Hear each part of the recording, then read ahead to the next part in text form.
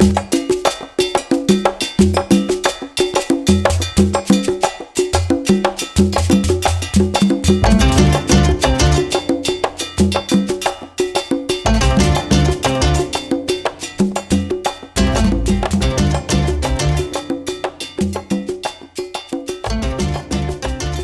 welcome guys to our first ever Waaq Nation video. Waaq Nation is our formerly audio podcast. You guys can find it on SoundCloud, iTunes, what else? SoundCloud, iTunes, Mo, and now on YouTube. and now on YouTube, yeah. This intro is not the greatest, but basically today is our first ever premiere episode. It's really early for me, so forgive me, guys. Today we'll be discussing the Somali upbringing. But before we do that, I actually wanted to delve into some, I guess, kind of hot topics, some news items around the net, just to kind of, I guess, frame. I think it would be a really good segue in today's overall topic. Mm-hmm. So first thing, did you guys hear about the bombing? What bombing? Bombing. Okay, sure. Sorry, I should take that back. The drone strike. The US had a drone strike, and they killed, I think, about 11 insurgents in Somalia just the other day. I think it was a small town in the south. I think it was called Sulban. Don't quote me on the actual name, but so it was said that the US, so Al-Shabaab had launched an attack against the Somali government just a couple of days ago, and as a defensive measure, the US basically drone striked them. So it was floating around on Twitter. A lot of people were pushing back and saying, "Oh, I can't believe the US is still authorizing drone strikes in a pandemic." But you have a pretty personal attachment to American drone strikes. So do I? Yeah. I guess I do. I'm interested in keeping an eye on them, because I'm conscious of how they can go wrong. So I did not hear anything of that. I didn't hear anything about. Oh, you didn't hear anything about it? No. Okay, I guess I've just got my finger on the pulse as always, ahead of my time. Yeah, when it comes to drone strike, I just remain agnostic. I'm not sure whether it helps. Obviously, it's good that it combats terrorism, but the question is, does the civilian casualties just, strengthen terrorists, saying, these are the Kafirs that are attacking us? Right. So it is putting a pressure on the government when Somali people can see the Americans are killing civilians and elderly and all those kinds of people. So yeah, I can't say it's all good, all bad. Only time will tell. Right. It's kind of hard to do. Well, it's pretty bad when you don't. I think it's pretty bad when you're the one receiving it, right? If I kind of look at it, and it's usually impoverished people that have really no other ways of being, like the Somalis or Yemenis, or like very, very poor people. And on top of that, it's not the upper class of these people that are getting the brunt of this. Is the the women and children with no shelters, and like the really most vulnerable of society that are getting this. So I think that's where I'm that's where my heart goes to every time we talk about drone strikes and things like that, right? As to the political benefits of it and all of that, I'm not even going to get into it, because I understand that politics is a dirty game, and sometimes there is collateral damage and all that. And saying it might even make me sound heartless, but it is what it is, right? But like, in my heart always goes out to that poor mom that's trying to just feed her kids, and that sees her child dismembered by a bomb. Yeah. There was another item of news that I hope you guys have both seen the video. I mean, I've seen it yesterday. Our favorite, shout out to Kaaha Dhiin. By the way, I wish I could speak Somali. I would so love to go on her channel. You speak Somali, but I do, but it's like, it's like Valley Girl Somali, so I'm not going to even try. So yeah, Kaaha Dhiin on her channel, she was interviewing a gorgeous Somali girl from Kenya. Well, I think she's actually living in Uganda at the moment. and she was a Somali Christian girl that was harassed in a viral video. So the video goes, this girl was in Nairobi, and she was trying to get into a cab, and she was then assaulted by 3 or 4 Somali girls that were like pulling her hijab because and screaming like obscenities at her about being an apostate. She converted to Christianity, so they'd found out. I think I think they saw her going into a church or something. I think that's how it went. I think that's when they first suspected her or something, right? No. I think they found it post. Yeah. Maybe suspecting her, but the attack itself was, as I understand, at a bus station or some kind of transport station, where they accused her of stealing their jewelry and where they took her phone. Yeah. Oh yeah, and then that was really, they accused her of stealing gold. They took her to it was a really messed up story.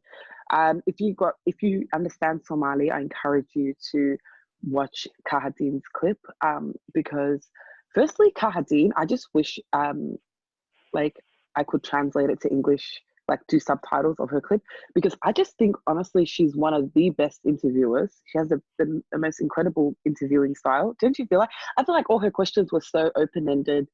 I just shout out to her. I just think, she comes from a place she's doing so well.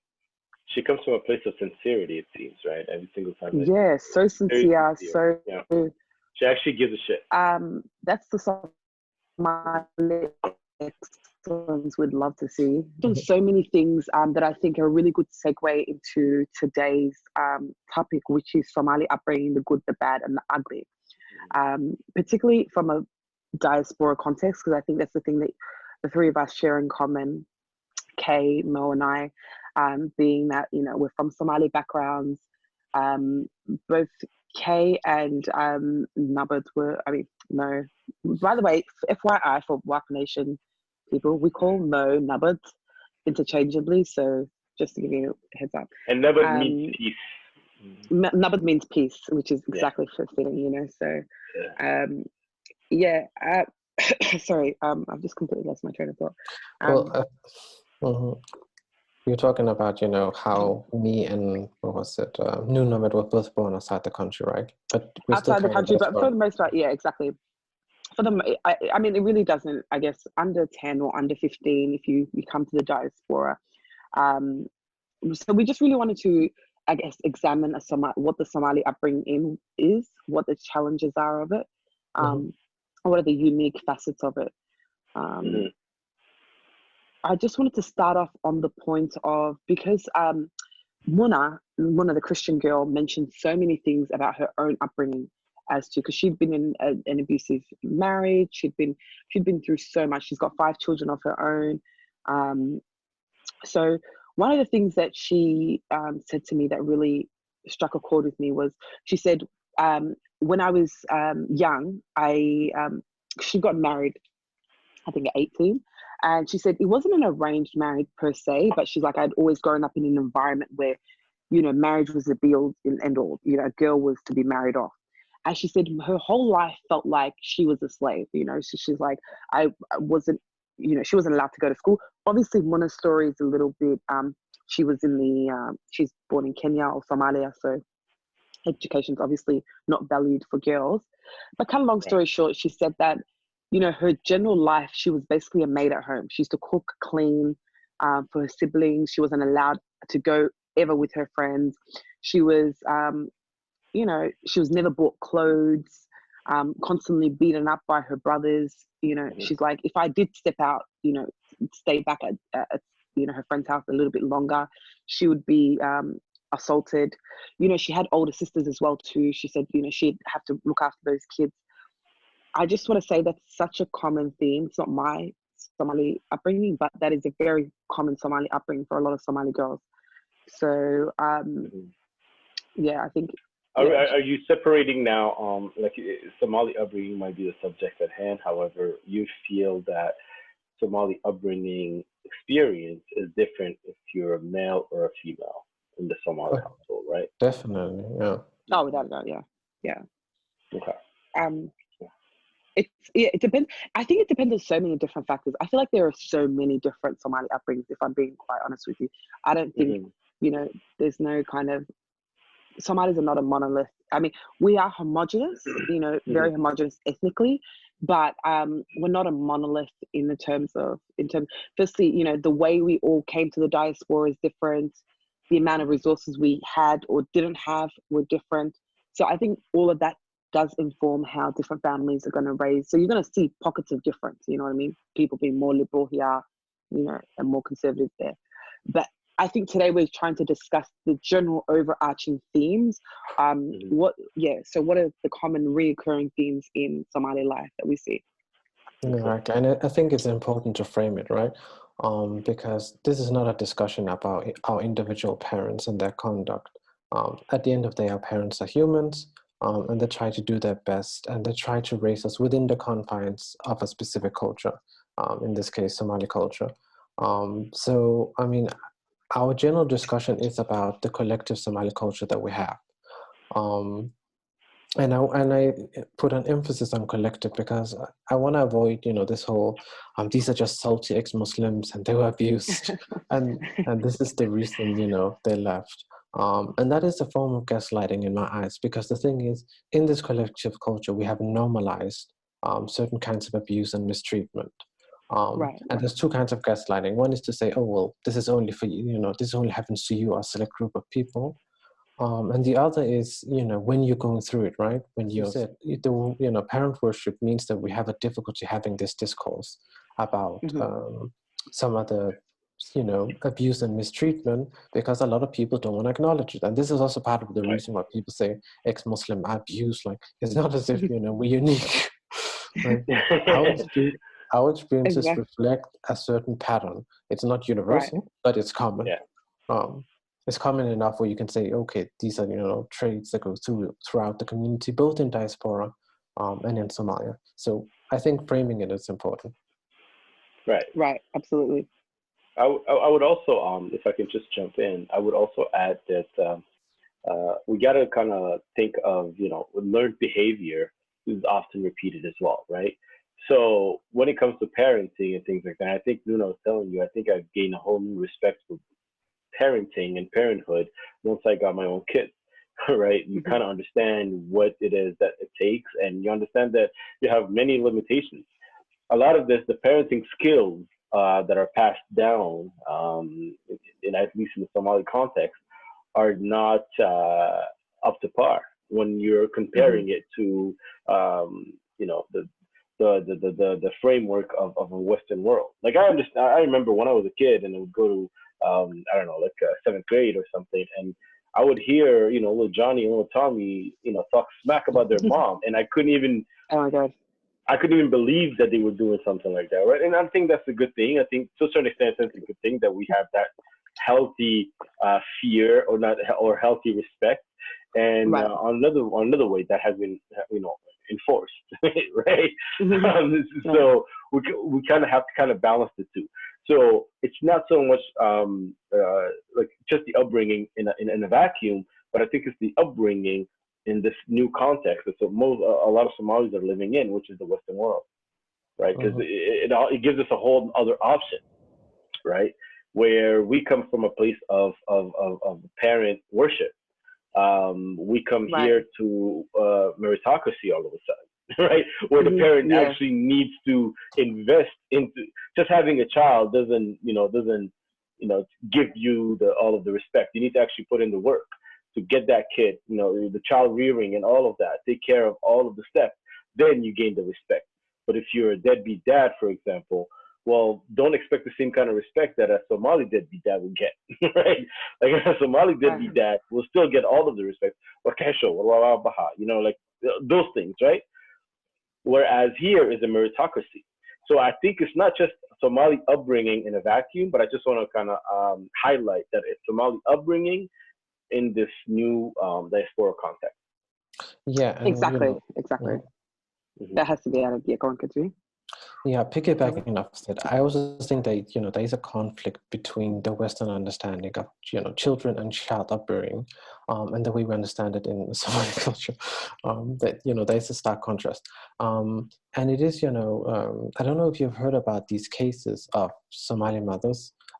It's quite prominent on the internet, of Somali mothers complaining that their children has been removed, especially in Nordic countries like Sweden, Denmark, Norway.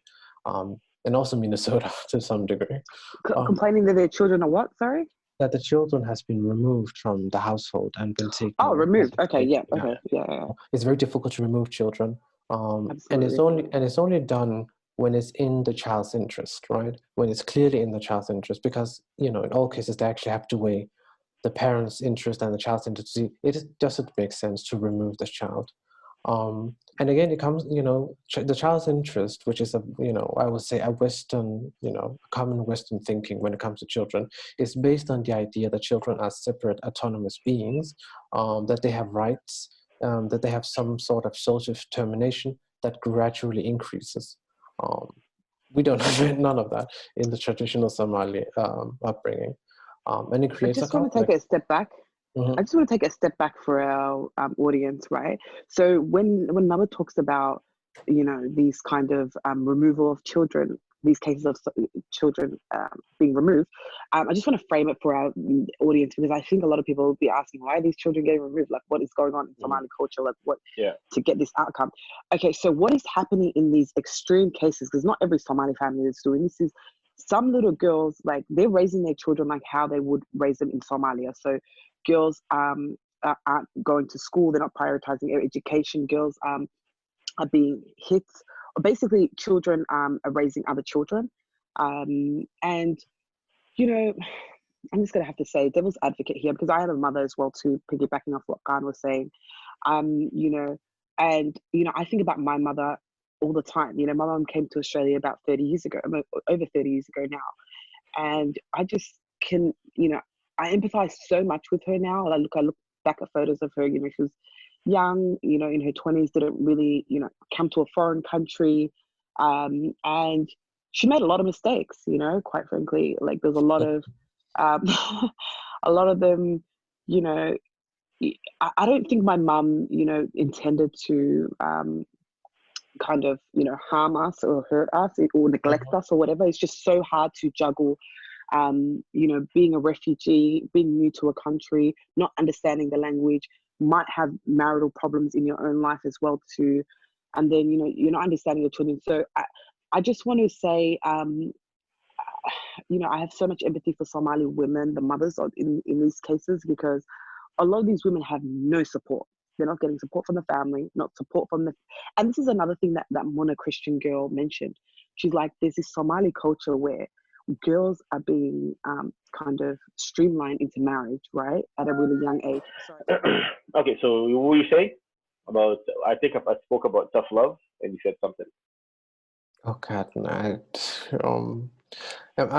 my point was basically this: like, the thing with tough love, and not just tough love, but the general Somali upbringing, is that it's always done with the best intention, right? It's done with creating resilient children who go out into the world and succeed.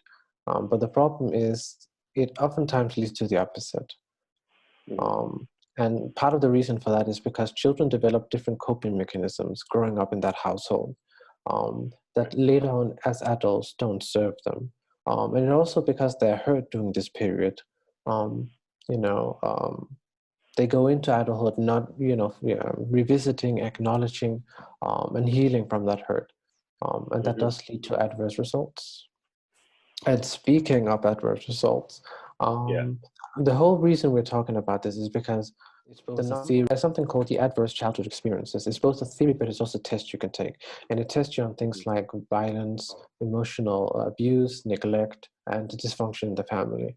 And the more of those experiences you have, the more likely you are to have adverse, results in the form of crime, the form of, crime, not succeeding academically, and having different kind of adversities. So I'm just going to highlight a couple of them. So if you have a lot of childhood adversity, you are 4 times more likely to have a mental disorder. If you have Right. 2 or more adverse experiences, the likelihood of early death increases from 57 to 66 percent respectively for men and women compared to people who have 0 or 1 adverse experiences. If Right. you, specifically if you're male and you have 3 adverse experiences, the chance that you will commit intimate partner violence increases by 60 to 70% compared to an average, to the average population. Mm-hmm. So what all of those results point us to is that it does matter in how many adverse experiences children have. And minimizing that will also lead to a more functioning society. So now imagine not just a child in diaspora, but a child who grew up in Somalia. And for that matter, a child who grew up in diaspora. I think they would tick a lot of those boxes, and they will have higher than the usual results. As I said, it does matter how many adverse experiences children have, and the fewer Right. adverse experiences they have, the more functional society we can have. That's And correct. my view of this is that then the dysfunction of Somali society is rooted in the number of adverse child experiences that a lot of Somali children have and carry with them in adulthood. Right. If So when we think of crime, we should think less, we should less condemn the criminal and think what went wrong in their childhood. Specifically going back to Somali boys, we know that they commit disproportionate crimes in Europe and in the Western world. Mm-hmm. And so the question is, what is the reason for that? I read a study in Finland, and it was just a general study about Somalis. And what was interesting was that Somali boys in general opt out of the traditional codex that we have in Somali society, while Right. Somali girls conform to that traditional codex for why they were committing crime. Basically, they're not following the Deen and Dawan, therefore they're more predisposed to commit crime. Okay. So what I would pose is that, do you guys think that that is, that is a good explanation or accurate explanation for why Somali boys do seem to commit disproportionate amount of crime? I would just, I agree with you. I don't disagree with anything you said, but I would just say that boys after a certain age in the Somali context just have a free reign. To be honest with you, Exactly. And that right? was also, mhm. Yeah, That no. was also So one of the things I would point to, right? Like right. Somali boys are treated as autonomous beings from very early age, like already at Mhm. puberty. Right. So I think that that is very, that does lead, or that does increase the chance that they, will go astray, right? That they Right. will encounter, bad people. The other thing that I wanted to point to was that I think it does, it does play into this phenomenon of Somali crime, that a lot of our households are led by single mothers, right? Mhm. And the thing is, there's a there's a limit to the amount of enforcement that a single mother can do to her Somali, grown, not grown, but her growing Somali child. Like at some point in puberty, this male child becomes stronger than her, and so there's not a lot she can do to enforce the rules or regulation of the house. There is a need for a male figure that can enforce those rules. And I'm not saying that they should beat them or anything, but just grab them by the neck, or make sure that they can escape the Mhm. boundaries that are set in the household. And thirdly, I would say, and there is a subculture, and maybe it's, I don't know, it's unique to the Nordic countries, but there's a subculture among Somali boys where it's very similar to African American culture, right? Where there's a Mhm. glorification of violence, glorification of just being quite, if I'm maybe politically incorrect, a thuggery, right? Like what we understand that to be. And also just not succeeding academically. Like there is a subculture where that is minimized, right? Like it's not viewed as a bad, as bad as general society views it, that you commit crime and that you don't succeed in school. So there is that element to it too. And fourthly, there is, when you read a lot of literature about Somali boys committing disproportionate crime, what they point to is also alienation, right? They feel a sense of alienation from society in general. Um, but I have difficulty squaring that with the fact that Halimos, on average, would seem to be more exposed to alienation, right? They're wearing the hijab, they're Black women in a white society. But I think the reason for the discrepancy is that Halimos, to some degree, actually I have no explanation. Just to clarify, Halima is the word that. You weren't going to finish on that. We should probably qualify it when we say Halimos and when we say Farah. Because I didn't think they would understand. Yeah, I don't think a lot. Believe it or not, even I've had Somali people that are like, "Oh my God, what is it? What do you mean by that?" So can we just break that down? Yeah, I know. Like some people that are living, some Somalis are living under a rock. So I just want to break that down. So Halima and Farah are kind of like John and Jane, like John Doe and Jane Doe. John Doe and Jane, yeah, exactly. You know what I mean? Just a generic. Halim is a very common Somali name. Farah is a very typical Somali first name and a second name. So yeah. So it's just like, I guess, stereotypical embodiments of Somaliness. We call, Halim, if they're male, Farah, if they're female, Halim. So just that, Right. But yeah. Cool. So just moving along. Okay, I just want to go back to that point that you were saying about about single parent homes and about, mothers not being able to, I guess, discipline their growing children.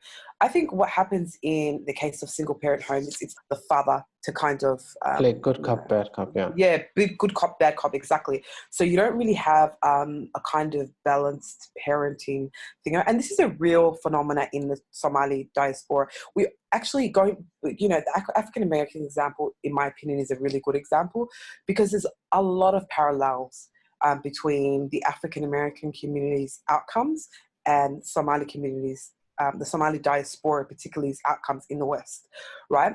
So statistically, we have an extremely high single parent rate, right? And it's because of a combination of factors. One, going back to what I was saying earlier, that Christian woman, Muna, partly her story, she would say girls are kind of being streamlined into marriage from a really young age because they themselves are running away from being maids at home. And even Muna, she described her marriage to be, she said every single day she was beaten by her husband. She got beaten so much by her husband that she ended up leaving. She had 4 children, the youngest of which was 6 months and the oldest of which was 5. She fled her, like she literally abandoned her children.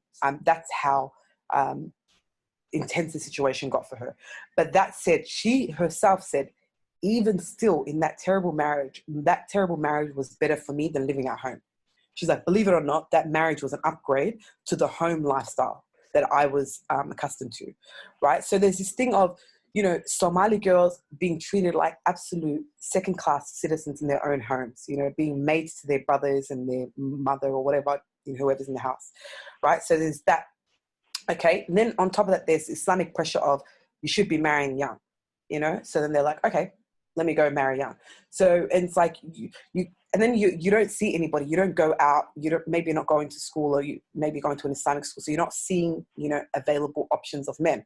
So then the first dick that comes your way, like you're like you embrace, and this happens so common, right? So you see Somali girls at 18, 19 getting married or getting knocked up. The first guy that shows her some kind of love, right?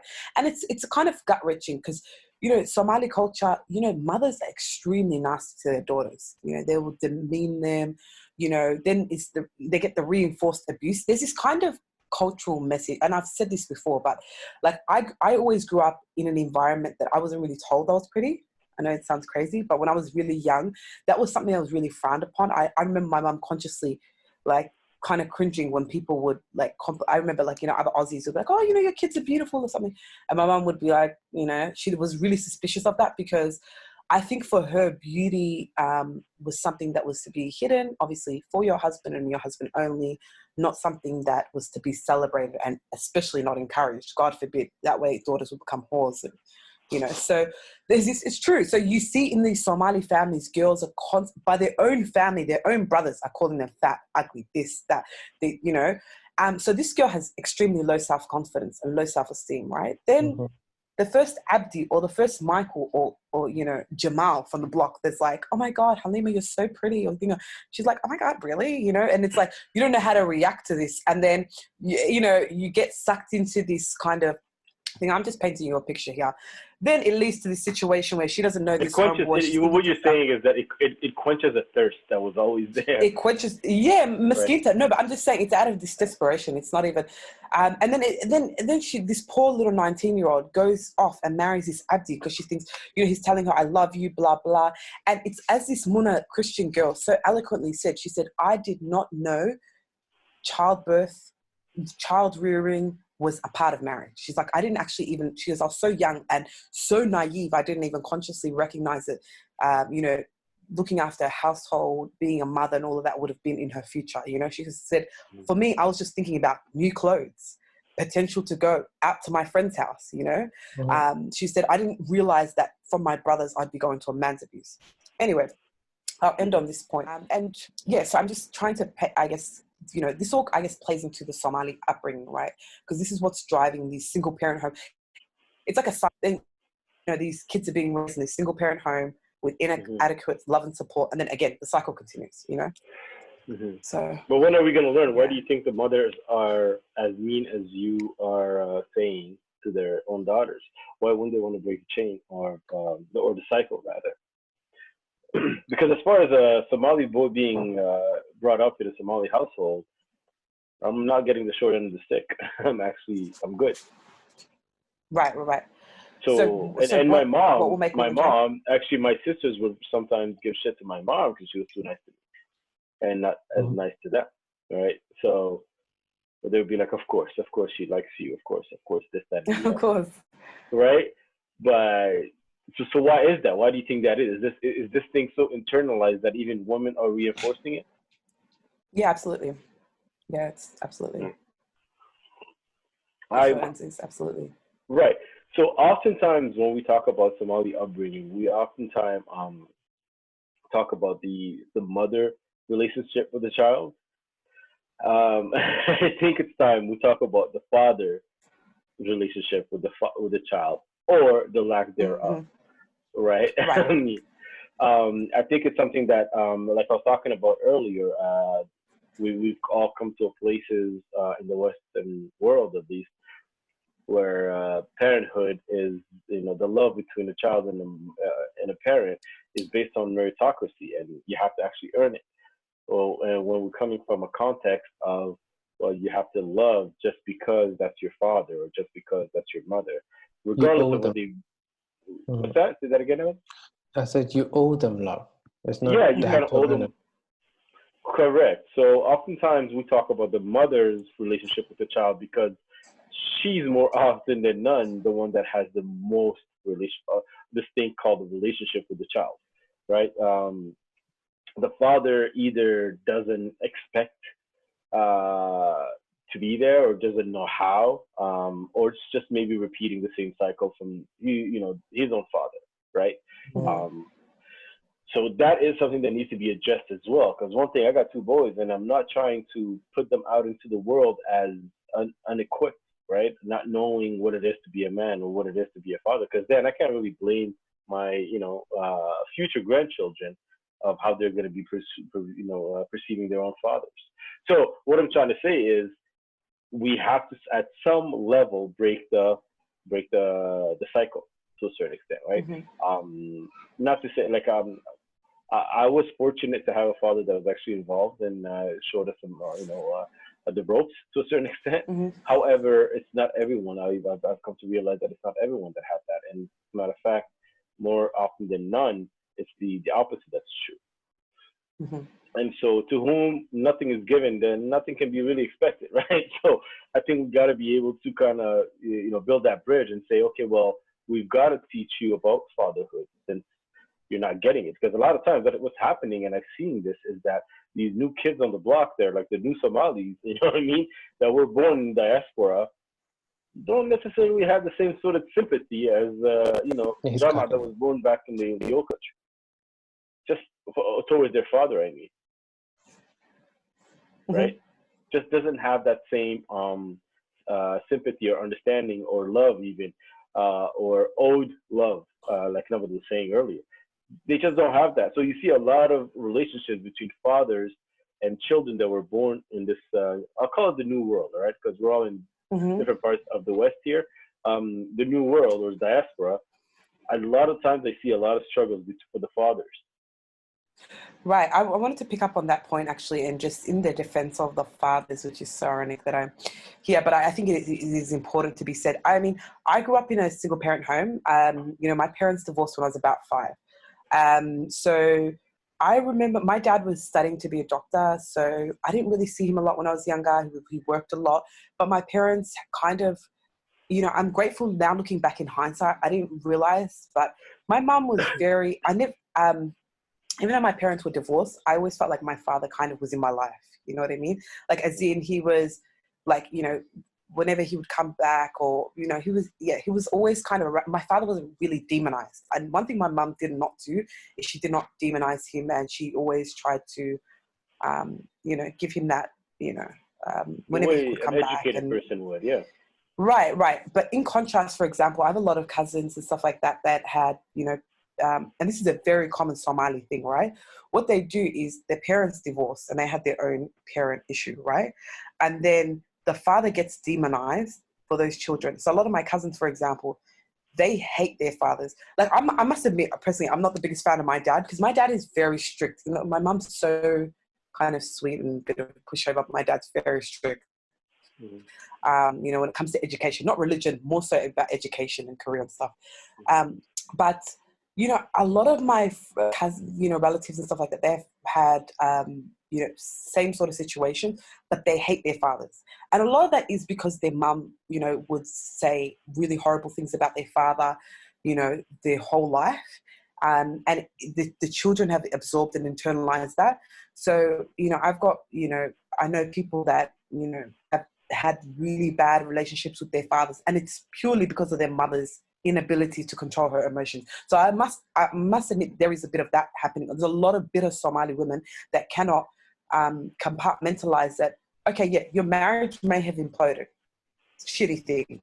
Terrible, whatever. Like, and the guy could have treated you like absolute shit, but we need to recognize that there is a difference between being a shit husband and a shit father. Do you get what I'm saying? So a lot of these Somali guys, from my experience, some of them are really great fathers. You know what I mean? A lot of them are terrible husbands. But what I've seen, witnessed is a lot of Somali women, out of resentment for how he was as a husband, they will then sever the ties or, you know, take it out on the create, poison the water. Yeah, exactly. Poison that relationship between the child and that father out of resentment for how she was either, you know, I mean, really, for example, polygamy is very common in our world, right? So a lot of women, for example, will be like, that asshole, you know, when I had his third child, whatever, left me for another woman, you know what I mean? So those 3 children, you know, that she had with him, she will go to lengths to be like, remind them every day. Like I remember going to some of my cousins' house, and I remember because my parents divorced, like I said, it was maybe they divorced when I was maybe 3 or 4. I didn't really know anything about my parents' divorce because I never really heard about it from my mum or my dad. I mean, you know what I mean? Like I didn't really hear. What it was. Yeah, it was what it was. It was what it was, right? Yeah, my mum wasn't going through the intricate details for me and be like, oh, your dad did this to me. Like I never heard that. I always heard, just respect your dad. That's your father. You know, that's your dad. You know what I mean? Like I always felt like they always had that boundary, to the point where I actually thought my dad was kind of a hero when I was young. You know what I mean? Like, even though he wasn't around, you know? So, but I know, for example, between some of my other relatives and some of the other people that I've been around, like I used to get shocked at how much their mother would influence their own perception of, and that is a real phenomenon. Like a lot of bitter Somali women unable to reconcile their own hurt. And this comes out of a culture of not looking after your mental health, not going to therapy or seeking the help that you need. I feel like there's a lot of Somali parents who have not learned to self-regulate their emotions. And also there is this disproportionate response to even the smallest infractions. Where, you know, they will make, you know, do emotional temper tantrum. Let's say you went out to a party, you know, you may not have dressed in the most modest way, and they will treat you committed a murder, like the the yelling, the beatings, the screamings. You would the people who look from the outside, like, did somebody get murdered? Like, what did she do? Like, there's a disproportionate response to almost any infraction, and I think it comes down to a sort of emotional immaturity that comes from a culture that entitles them to their children in every way, and tells them that their children's agency is actually an insult to them, an affront to them, because they're not listening to them in that moment. Their expectations are not managed, right? Their expectation is not managed. So therefore, the Somali child feels that if he or she is bringing anything less than perfect, they can't really kind of share anything with their parents. So if they don't know how to have that relationship with the child, then everything that comes out of that is going to be poison, quote unquote, right? Because if you can't even have that conversation, say, look, okay, so you had a 75% instead of 100%, right? For example, you had what's wrong with you? Why did you get 90 somehow percent? What's wrong with you, right? So the next time the kid gets like 76 or 75 or 78, he's not going to want to share that really, right? Because there's been this wall of perfection that separates them and the parents. So it kind of loops back to what you were saying about emotional immaturity, whereas the parents just feel like they should expect the best at all times, and not that they shouldn't, but that they should expect the best their child can do at all times. Exactly. And I think part of that comes from the fact that I guess it's human nature, but they compare themselves to other children, right? There's this need, why can you not be as religious, as intelligent as the kid next door? And if you weaponize against a child in the sense that because you cannot be like this person, I will punish you until you become them. Or you're not worthy. That's what you're hearing. You're not worthy because you're not like Jama or Sagal over there. You know what I'm saying? Like, you're not worthy. Exactly, and that does, that does have negative consequences when you can, and this is also something I wanted to bring up, is that there is a kind of inherent narcissism to Somali upbringing. Okay. I would say, and it is expressed in different ways, right? In codependency, in the conditionalization of love, in the intense reaction to any kind of criticism. And most importantly, I think most importantly, there's this projection of the parent's mistake onto you, right? There's this, you made me angry, so I had to do X. You didn't do what I asked. Oh, I thought you didn't do what I asked, so I had to do X. So I think it is an expression of a sort of narcissism that exists in our culture. And it has detrimental effects because there's a contrast between the way because all of this comes from entitlement, right? Entitlement to the child, that it's excessive. Like, they don't get to be the individuals they are. They have to become the copies you want them to be. And that expectation begins from birth. And I just want to, take this opportunity actually to draw attention to a blog, because I like to celebrate and support all Somali ex-Muslims. I think this community is a fresh and new community, and I think as much as we can, we should support each other. There's a really articulate Somali girl on Twitter. Her handle is Unapologetic with All Lover. She's a radical feminist. Yeah, I follow her. She's cool. Yeah, she's done a lot of incredible work. She has a blog, and she eloquently described her experience of. I hear the pain when I'm reading her words. I hear the pain when I read her words. Right. Yeah. I see my experience reflected in that paper. Even though it's called the eldest daughter symptom, it is, when there is no daughter, it's just the eldest child. Right. That burden. So what's happening is the oldest child is becoming that substitute parent.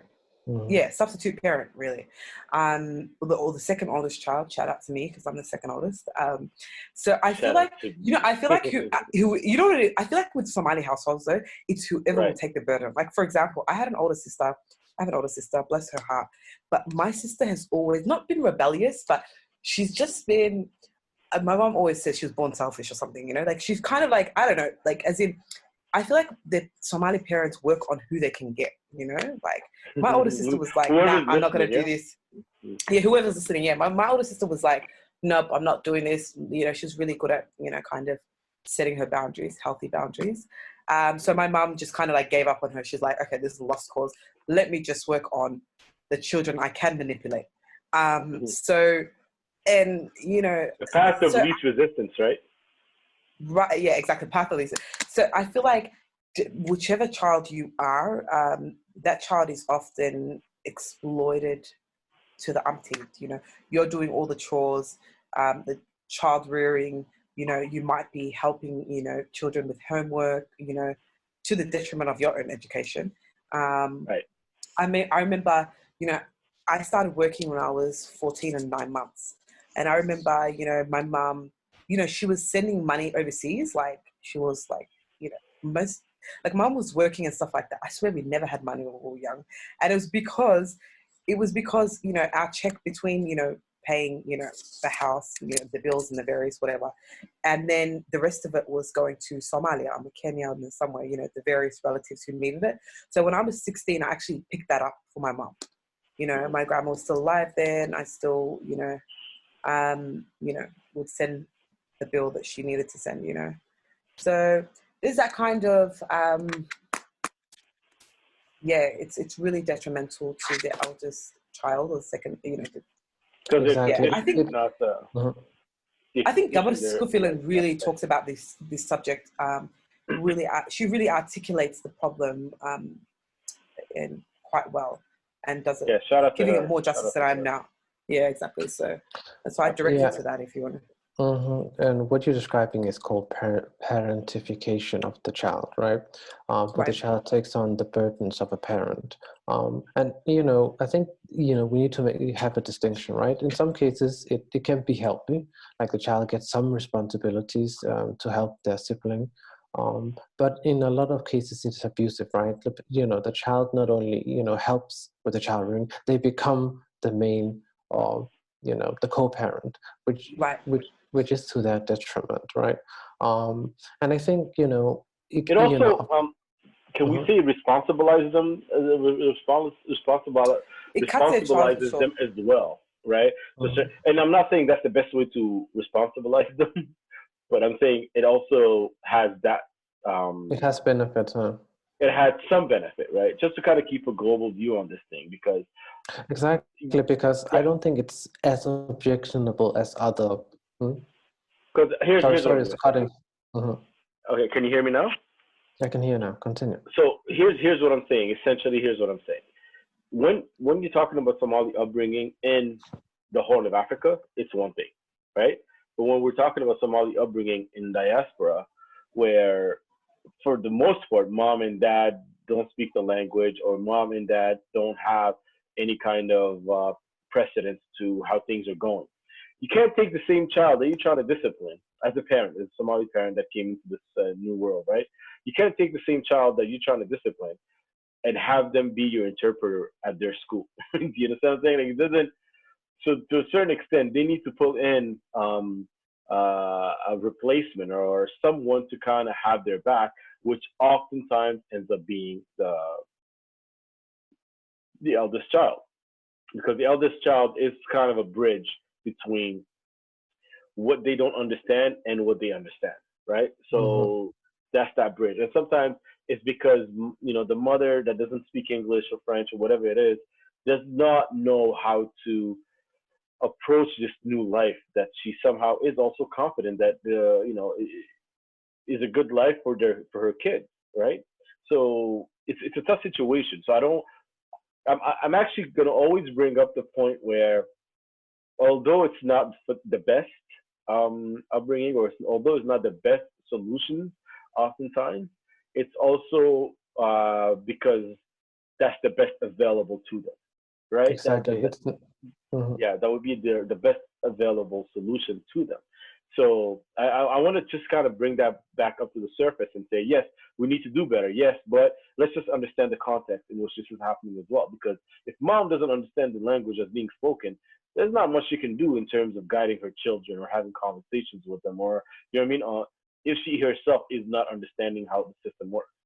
You understand? So first must come the understanding of the system, and then we can have that expectation. So to him, to whom a lot is given, a lot is expected, right? So nothing is given to this mother that's coming to the diaspora with her kids, with this family. I'm excluding the fathers for some reason, but I mean, father and mother bringing their kids to the new world. Their lack of understanding of this new world also kind of impedes their performance as well, as parents. As I'm saying this, however, I can kind of go back to the old country and understand that the dynamics were different back there. I could be running around in the neighborhood, and if I said something bad or I did something wrong, the neighbor had no problem disciplining me. You know what I mean? It really was it really truly was a village. It took a village, you know what I mean? And that was the expectation. So that's why you just kind of automatically respect your elders. And that has its benefit and it has its downfalls. But here, where, you can't be talking to anybody else's child or approaching anybody else's child with any kind of disciplinary measures, unless you're the police, I guess. But the parents that actually came here from the old country have a double-edged sword to a certain extent. First, they have to understand what the hell's going on here, how things work. Second, they try to integrate their way of thinking into this new way of being, which often doesn't work all that great. And then the third time, they kind of use the eldest child as the bridge to bridge their upbringing or their knowledge to this new world that they brought their kids into. So I just sort of kind of put that out there as well to understand that it's not it might be just the easier way out to actually have the eldest child. Yeah. Mm-hmm. I mean, it can be abusive, right? Like it is in all cases, it's about balance, but it can be abusive. And of quote unquote the abusive, methods that are used, I think it's the less objectionable because it's born out of necessity, as you said, having to share, the child rearing burden. But you could interject and say, well, as Somali parents, you shouldn't have more parents than you can take care of on your own, right? There's also responsibility on the parent. So, that's both sides to this issue. The other thing that I find interesting is that the dynamics it leads to between or among siblings, right? So what happens in some cases is that the younger sibling will have mistrust of this third parent, so to speak, because they see them just as their parent, somebody that is unapproachable, somebody that's there's an authority, and therefore not somebody to be trusted. And on the other hand, the eldest child or the child who has the parental role will have a resentment towards his or her younger siblings because they feel they have been denied freedom and opportunities. So there's also the sibling dynamic that is shifted because of the parentification. Yes, that's true. And that's natural, right? Because once you start seeing one of your siblings as a parent figure or the snitch to your parents, then obviously the relationship changes, right? Again, in the same way as the parentification, it leads to a toxic dynamic between the siblings, right? Where one between is the siblings, yes, within the same place, but also it does something to the psyche of the child and that trajectory through life, right? If you continuously the black sheep throughout your upbringing and you're described as evil, disobedient, chaotic, it becomes a self-fulfilling prophecy, right? You begin to internalize those ideas and embody them, and quote unquote go astray. But and you would think that golden child thing would lead to superior results and better academic performance and so forth. But in some cases, not in all, but in some cases, it actually leads to the opposite. Because as a golden child, you can get away with a lot, right? You can do no wrong. And because you could do no wrong, you can, go astray on a destructive path and nobody will stop you because they still have that, imagination that you can do no wrong.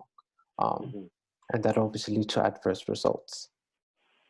And sometimes, so to a certain extent, also, it's not just because you can do no wrong, but the expectation is so high that it makes you almost self-conscious, even long after you're done with the whole, being in the household or anything like that. So that stays with you. it stays with the child, even in their adulthood and everything, right? You can break under the pressure, yeah. Yeah, and a lot of resentment is built between siblings as well because it becomes, well, I do everything for mom and dad. Who does what for the parents? That's what it kind of Exactly. becomes. Exactly, it's interesting because there's two forms of it, right? One is based on work, right? Sometimes you become the golden child because you work for your parents, you do what they say, so you're rewarded in that sense. And the other siblings who don't do as they say, they are punished, right? That is one way of doing it. Another way it happens is just through, gender discrimination, right? The boy is the prince and he's the golden child just by default because of gender. And the girl is the black sheep. Just by default of gender. So there's these two, ways where it happens.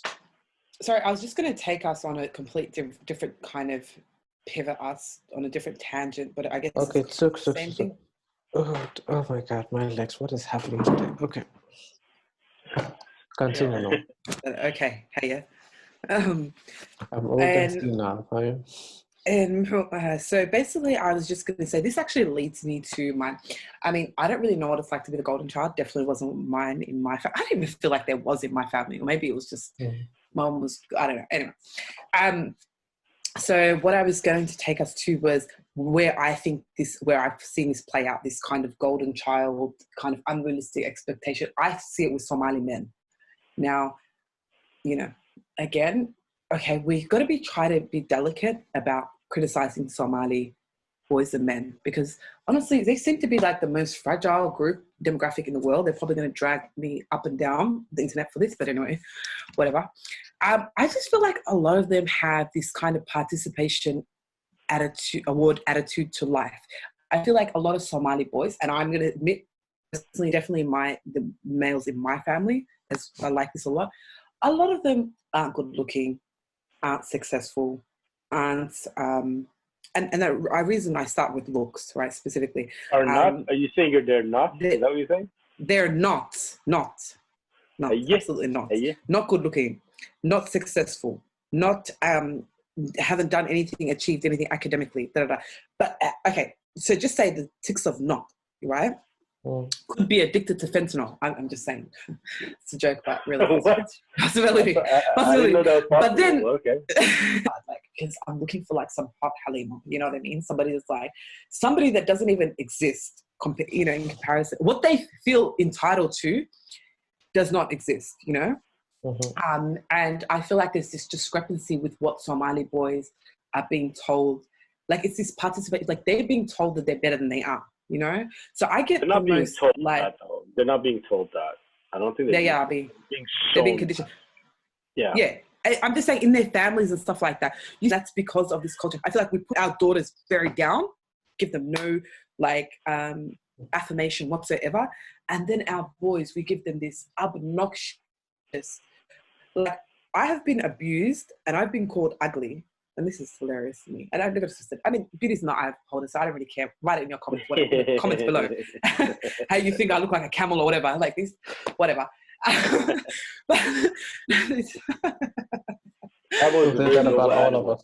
was hilarious. Some of these boys, they are really hilarious when they drag you. But like they act like they're supermodels. Like this was Tyson Beckford that was telling me I was hideous. Okay, Leonardo DiCaprio. Okay, Brad Pitt. But it's or Idris Elba, but it's like a guy that looks homeless and hopeless, is telling you, you got a big 5 head. You're too fat or you're too skinny or you're, you know what I mean? Mm-hmm. So anyway. So you think that the put downs as well as the big ups are both of them exaggerated. So we big up the boys in an exaggerated way and we put down the girls in an exaggerated way. And I say both are coming out with messed up outcomes because Somali boys, what I'm seeing is Somali boys are now aiming for things that they cannot get. Do you know what I'm saying? And then they're falling far short and they're getting disappointed. Like a lot of that's why you see a lot of angry Somali boys online. And they angry now that a lot of some successful Somali girls are getting with Ajnabi, which is the Somali word for foreigner. They're angry because it makes sense. A lot of Somali women, like a lot of African-American women in the US, are doing better academically, just socially, just generally, right, than Somali men. So they're no longer equally yoked with Somali boys that were raised in the diaspora. If homeboy is on fentanyl and I'm just finishing my pharmacy degree, you know what I'm saying? Like, you're we can't a come good together. supplier You at know that what I'm saying? You know, I might be, but you know, I'm just saying, you know, maybe Liban isn't for me. You know what I mean? Yeah. But so you know, I might be getting somebody in my pharmacy degree or whatever. So what you're I'm trying saying to say that is, if you link it back to the upbringing, you're saying that it's because the thing is, the Somali girls, if they're being put down in an exaggerated way, and the Somali boys are being, bigged up, given up an inflated yeah. sense of self, inflated, grandiose sense. I just wish Somali boys would come down and humble themselves, and then Somali girls would lift their self-esteem. You know what I'm saying? Like, so it kind of balances each other, and maybe we would meet each other in the middle. You know what I mean? Isn't that the story of? Isn't that the story of the general story of male-female dynamics in the world? Anyway, no. I feel think more so in the Somali context. Yeah, I think it's exaggerated in the Somali community. I feel like it's really exaggerated. And I feel like it's really unique in our case because, you know, like we've had this 30-year war, we've had like the decimation of our state. You know, I always think about Syria, and I always think Syria will have to deal with some of the challenges that we had, like the Syrian community in the next 10 years. And are going to start to see a lot of the trauma and the damages to their family structures as we have. But yeah. Okay. So no, the gender disparities, yeah, you could say they are obviously in every, you know, John Lennon said it in the 70s. He said, woman is the nigger of the world. So in every single society, women. Who said that? I like that. Who said that? John Lennon. He got a lot of John Lennon said that? There's that whole album, yeah. Woman is the nigger of the world. Is that why he got shot? Maybe that's why he got shot. We don't know. No. Actually, he wasn't shot for that reason. But yeah, at the time it was really controversial, and it still is. A lot of people still don't like that sentiment, but I think it's very valid. It's true, though, right? It's absolutely accurately to the T. Women are in every single society. You know, even in the most advanced Western society, women do not have the same agency and liberties as men.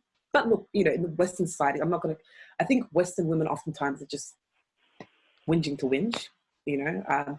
But, you know, women in the East, like, we have, you know, if woman is the nigger in the world, in the Western context, I don't even know what we are. Like, we're the dog of the house. One thing that I was saying is that a lot of this also is because of the diaspora. If mom and dad don't understand the rhythm of life that we're living in, oftentimes they will lean on the eldest child and kind of get them to become their ally, right? And that's how sometimes it's just, what we're saying, it's not a malicious thing, but kind of circling again back to the Abrahamic religion. I think the Abrahamic religion teaches us to fear, whether it's fearing God or fearing your parents, just fear, because they understand that fear is a primal sentiment of a human being, and that keeps us in line. Right. And piggybacking on what you said, there is a language barrier. There is two kinds of barrier, right? When it comes to earlier refugee parents, there's both a cultural and a language barrier for the child who grows up in the West, right? There's a language barrier in the sense that a lot of these children who grow up in the West don't really have the best grasp of the Somali language, which is the primary language of these refugee parents.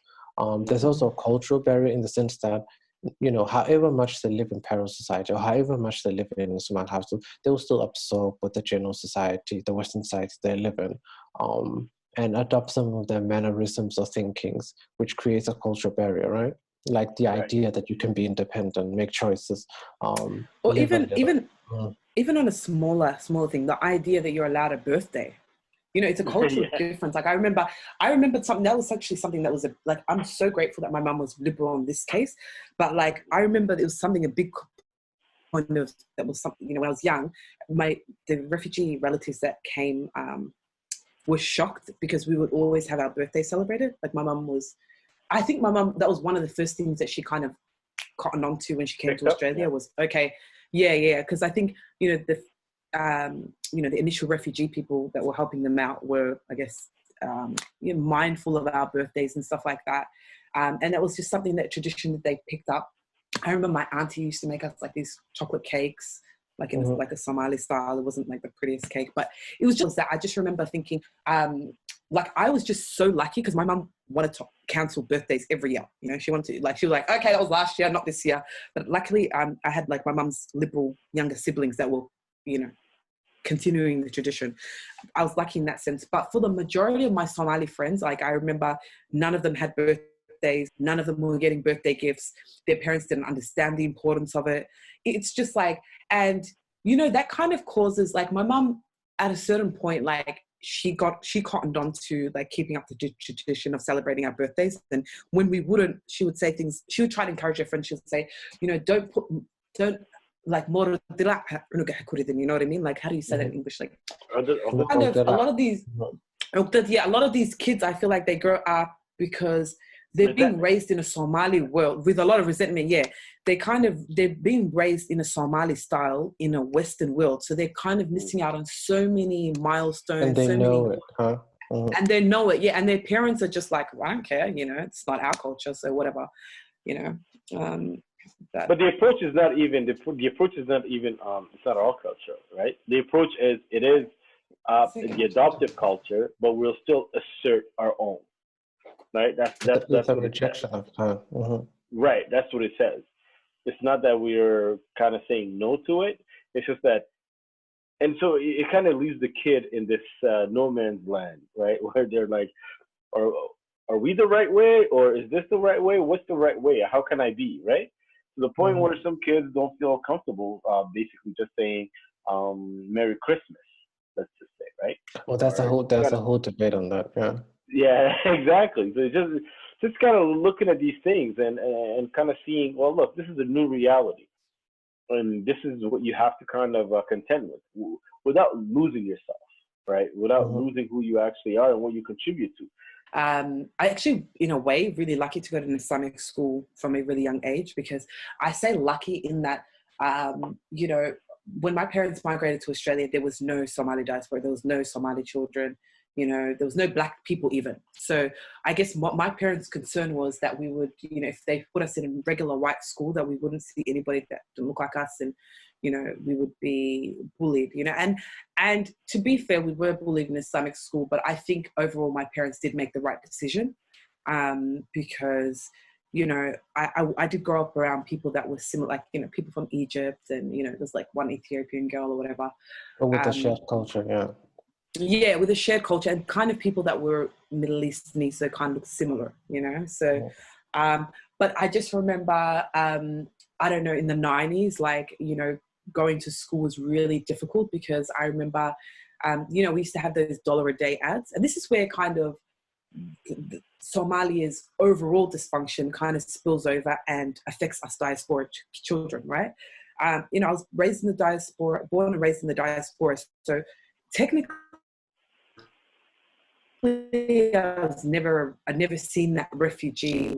I remember being bullied. My sister and I were viciously bullied for being Somali as young children, because, you know, it's funny now. I always say it's like life goes full circle. The same features that are now so desirable on Instagram, we were bullied for. You know, we were skinny, and then like kind of, you know, they used to call us all kinds of names. You know, we was really skinny, and I had those $1 a day World Vision ads, you know, for children.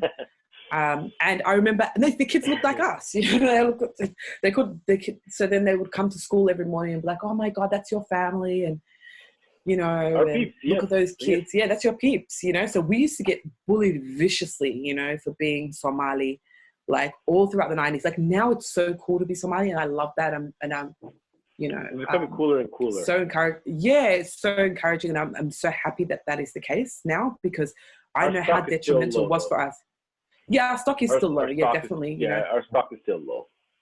Yeah, exactly. And we need more Somali role models. Yeah, we need more of these discussions. And, you know, like, shout out to any Somali kids that are in schools and stuff like that are being bullied. Yeah. Reach out and to older Somalis or whatever. And I'll have to say one positive thing about growing up Somali was, so me and my sister were getting viciously bullied. Like, if I tell you, I remember my sister used to get beaten, because she used to be like the prettiest girl in my school, my older sister. And So she would get like love letters from little Arab boys and stuff like that and stuff. And then so she would get beaten up by the white and Arab girls every recess, legitimately, because they would be like, "You're black, you can't," like, they would blame her for the attention that she was getting. It was really messed up. Until my mum was really smart though. She basically, when the Somali community started arriving more and more, my mum encouraged all these Somali families to put their kids in Islamic schools, And so once like older Somali girls came to the school, it was over for all the people that were bullying us, Like they brought their Mogadishu style warfare on the school, and it was over. Like I felt like it was overnight. We went from being bullied like daily to almost like, Somalis, they almost thrive off fighting, So they'll be like, they're like, just show us where they're at, And I'm like, oh my God, it was over there. So yeah, that was one positive upbringing. Well, one thing that I can say about Islamic schools, it's not really because of their Islamicness. It's more so because it's ran by people that look like you, and right. When you go to their houses, it's that not looking at your child as the other, because right. it is a Somali person that's teaching them. The principal is Somali. That it's more so of that. I don't think it's because it's an Islamic school per se. No, yeah, exactly. People. No, just see, yeah, exactly. Like, don't get just seeing like Egyptians, Pakistanis, Lebanese people, Syrians, Yemenis. Like, there wasn't other Somalis right in Australia, but I did feel much more at home. I don't regret going to Islamic school. It's ironic now. I actually still have a lot of my Islamic school friends. Like my Albanian friends. They still love me. Yeah, of course, because we grew up together. We have shared a lot of memories together. So, obviously, yeah. So I think it's just, of course. Mm-hmm. I actually, my primary school teacher, she's an Albanian woman, a gorgeous woman, and she actually follows me on Instagram. So I actually take that as the biggest compliment. So yeah.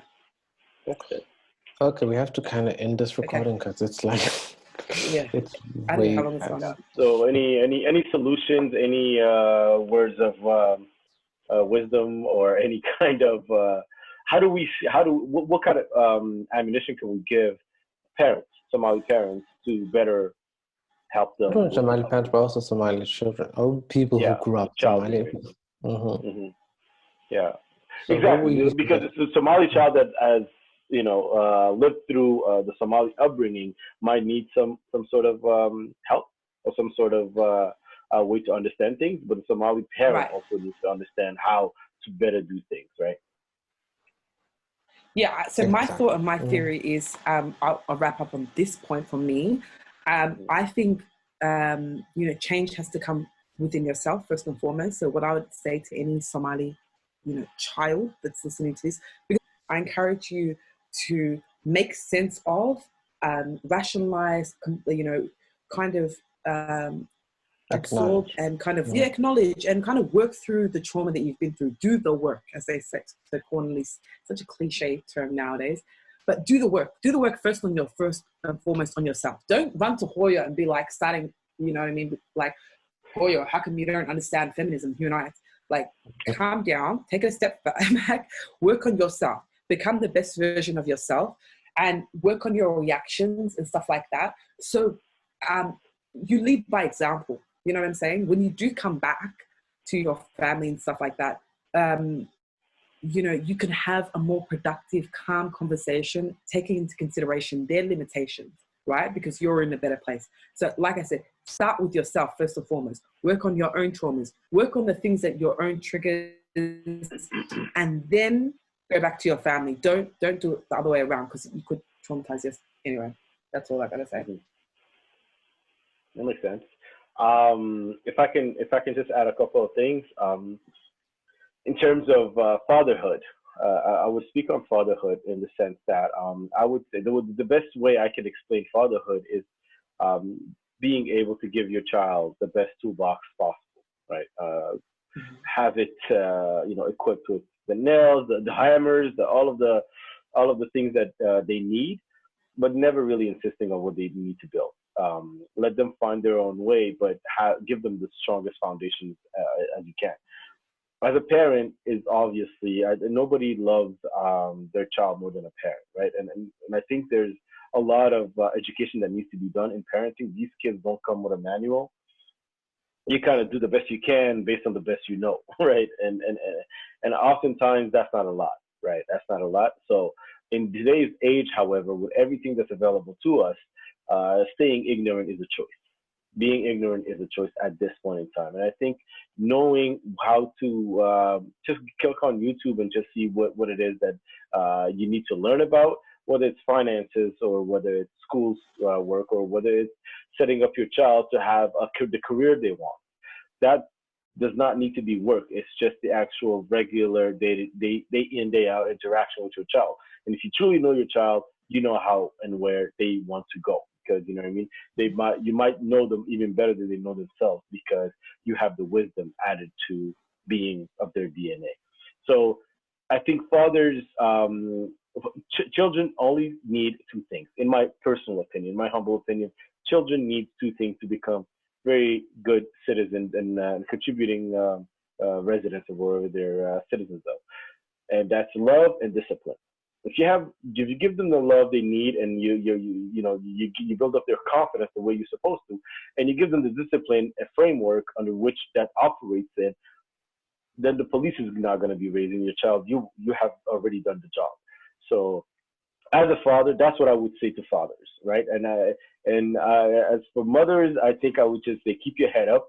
Nobody's going to tell you how to raise your kids at this point. I think you can have it, but I would only speak to the fathers and just say, look, the kids actually, a father offers a sense of security that, I'm sorry, but a mother can't. I personally. I'm sorry. Yeah, I was going to say, I don't know why you said don't pick up on the mothers. You got to go for the mothers. Yes, it's absolutely. Please, somebody say it. Please, somebody say it. I wanted to say this on record. There's no, children need both mother and father. Can we say that for somebody? No mother can raise a child healthily on their own, and no father can. So can we, I want to see strong Somali families together. Do you know what I'm saying? So let's just say that if you're planning to be a single mom, you're not going to do a good job. Your children are going to have shitty outcomes. So don't do it, you know. But whether it's a single parent or not, whether the parents are together or not, I believe in this new context, I think both parents could play their role properly. I believe that. I believe that you can still play your role as a father or as a mother, whether the couple is intact or not. All right. It's better if they are, but if it's not, then so be it. You can still give in your 2 cents and still raise a child the same way you would if you remarried, let's say, with a stepchild. Same way. So I'm not saying not to pick on the mothers. I'm just basically, I think because of a father, I'm giving the perspective of a father. No, what I was basically saying is that as a father, you need to be there. You have to give that sense of security that a child needs. Mm-hmm. You know what I mean? A girl needs her father, and a boy needs his father. So that being said, I think that sense of security, if it's missing, you're gonna see it in the insecurities that actually manifest themselves later in life. So yes, I'm with you. And it's not only about money. I was just going to say, it's not only about money. I know. I'm not saying you said that, but I'm just saying some women say, for example, they're motivated not to let their child see their father because of money. I say, let the child goddamn see their father regardless. Do you get what I'm saying? Because there's other things on offer, you know, children need their fathers. Yeah, intangible stuff. Yeah, exactly that. You know, everyone needs that balance. I think we've pretty much covered the topic of Somali upbringing. Of course, as always, we're always going to, you know, forget or miss certain things. Please feel free to DM us or send us a message via Curious Cat or, you know, comment below. But thank you very much for watching our premiere episode. Hopefully we will get better at this. No, that's fine. Well, anyway, see you guys again next time. Bye.